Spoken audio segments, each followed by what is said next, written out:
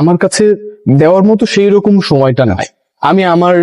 আমি বেকার মানুষ হলেও কোত্থেকে কার কি কাজ নিয়ে ব্যস্ত হয়ে যায়। আচ্ছা, বুঝতে পেরেছি, কিন্তু আমার কাছে যেটা মনে হয় যে আসলে আপনি হ্যান্ডসাম, গুড লুকিং তন্ময় ভাই, হ্যাঁ ঠিক আছে, একজন সেলিব্রিটি, মোস্ট সেলিব্রিটি পারসন অনেক আমাদের বড়। ইউনিভার্সিটির।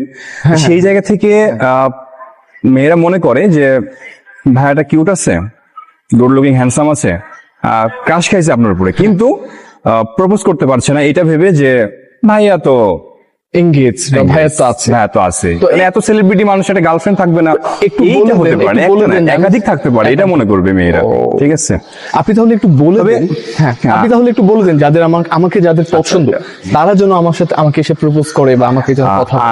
এই ভিডিওটা আপনারা যারা দেখছেন, আমার ইউনিভার্সিটির বা ইউনিভার্সিটির বাইরের যারা দেখছেন না কেন, এই কিউট ভাইয়া, এই হ্যান্ডসাম ভাইয়াকে যদি আপনাদের পছন্দ হয়ে থাকে, আর দেরি করবেন না,